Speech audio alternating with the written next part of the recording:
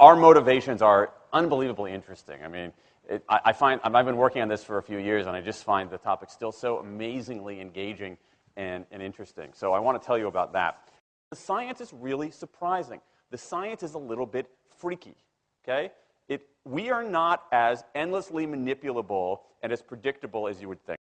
There's a whole set of unbelievably interesting studies. I want to give you two that call into question this idea that if you reward something, you get more of the behavior you want. If you punish something, you get less of it. So let's go from London to the mean streets of Cambridge, Massachusetts, in the northeastern part of the United States. And let's talk about a study done at MIT, Massachusetts Institute of Technology. Here's what they did. They took a whole group of students, and they gave them a set of challenges. Things like memorizing strings of digits, solving word puzzles, other kinds of spatial puzzles, even physical tasks like throwing a ball through a hoop. Okay, they gave them these challenges, and they said to incentivize their performance, they gave them 3 levels of rewards. Okay? So if you did pretty well, you got a small monetary reward. If you did medium well, you got a medium monetary reward. And if you did really well, if you were one of the top performers, you got a large cash prize. Okay? We've seen this movie before. This is essentially a typical motivation scheme within organizations, right? We reward the very top performers, we ignore the low performers, and the other folks kind of in the middle, okay, you get a little bit. So what happens? They do the test, they have these incentives, here's what they found out. 1, as long as the task involved only mechanical skill, bonuses worked as they would be expected. The higher the pay, the better their performance. Okay, that makes sense. But here's what happens. But once the task called for even rudimentary cognitive skill, a larger reward led to poorer performance. Now, this is strange, right? A larger reward led to poorer performance? How can that possibly be? Now, what's interesting about this is that these folks here who did this are all economists, 2 at MIT, 1 at the University of Chicago, 1 at Carnegie Mellon, okay, the top tier of the economics profession. And they're reaching this conclusion that seems contrary to what a lot of us learned in economics, which is that the higher the reward, the better their performance. And they're saying that once you get above rudimentary cognitive skill, it's the other way around. Which seems like this kind of, the idea that these rewards don't work that way seems vaguely left-wing and socialist, doesn't it? It's kind of this kind of weird socialist conspiracy.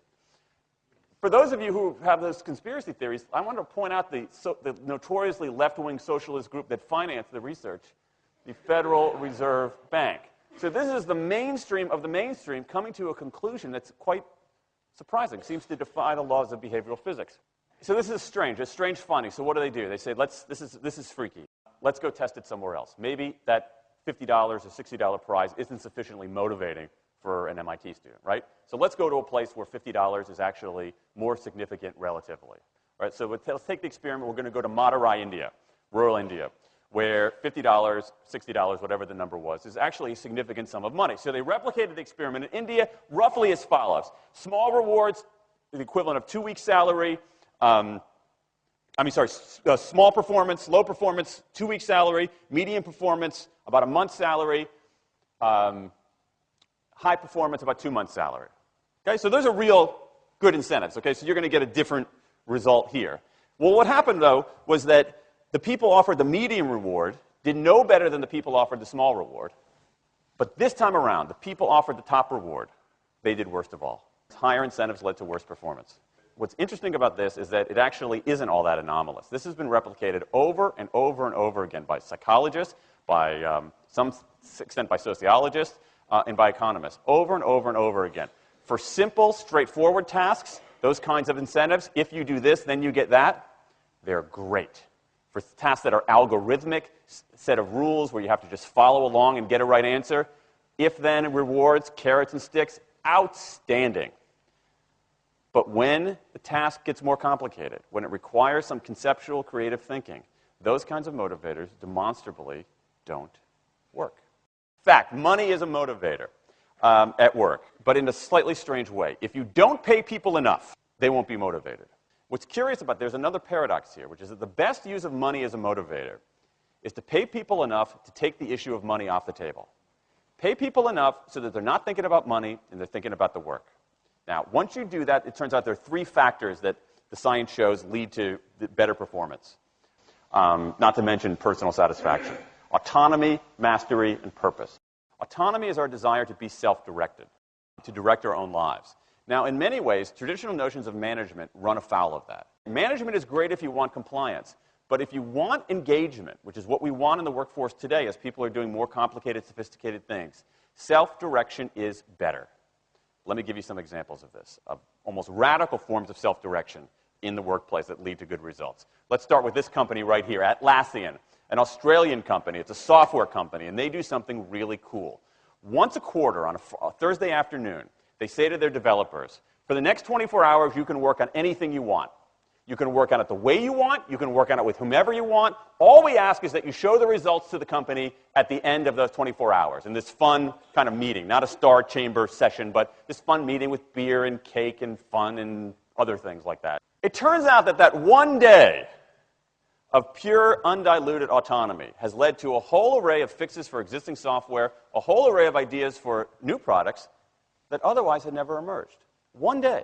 Now, this is not an if-then incentive. This is not the sort of thing that I would have done 3 years ago before I knew this research. I would have said, you want people to be creative and innovative? Give them a freaking innovation bonus. If you can do something cool, I'll give you $2,500. They're not doing this at all. They're essentially saying, you probably want to do something interesting. Let me just get out of your way. One day of autonomy produces things that had never emerged. Okay, let's talk about mastery. Mastery is our urge to get better at stuff. We like to get better at stuff. This is why people play musical instruments on the weekend. You got all these people who are acting in ways that seem irrational economically. They play musical instruments on weekends. Why? It's not going to get them a mate. It's not going to make them any money. Why are they doing it? Because it's fun, because you get better at it, and that's satisfying. Go back in time a little bit. I imagine this if I went to my first economics professor, a woman named Mary Alice Schulman, and I went to her in 1983 and said, Professor Schulman, can I talk to you after class for a moment? Yeah. I got this inkling. I got this idea for a business model. I just want to run it past you. Here's how it would work. You get a bunch of people around the world who are doing highly skilled work, but they're willing to do it for free and volunteer their time, 20, sometimes 30 hours a week. Okay, she's looking at you somewhat skeptically there. Oh, but I'm not done. And then what they create, they give it away rather than sell it. It's going to be huge. I mean, she truly would have thought I was insane. Okay, it seemed to fly in the face of so many things. But what do you have? You have Linux powering 1 out of 4 corporate servers in Fortune 500 companies, Apache powering more than the majority of web servers, Wikipedia. What's going on? Why are people doing this? Why are these people, many of whom are technically sophisticated, highly skilled people who have jobs?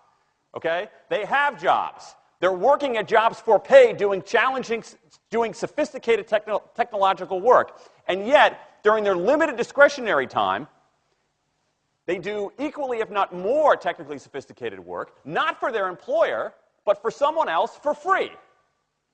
That's a strange economic behavior. Economists who look into it, why are they doing this? It's overwhelmingly clear. Challenge and mastery, along with making a contribution. That's it.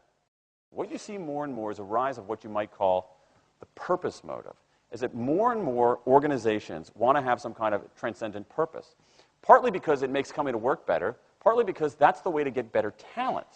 And what we're seeing now is, in some ways, when the profit motive becomes unmoored from the purpose motive, bad things happen. Bad things ethically sometimes, but also bad things just like not good stuff, like crappy products, like lame services, like uninspiring places to work. That when the profit motive is paramount, or when it becomes completely unhitched from the purpose motive, it's just, people don't do great things.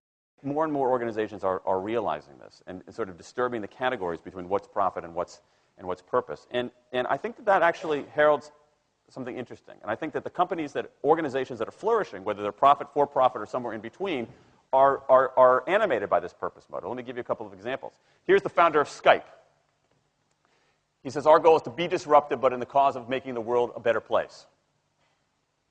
Pretty good purpose. Here's Steve Jobs. I want to put a ding in the universe.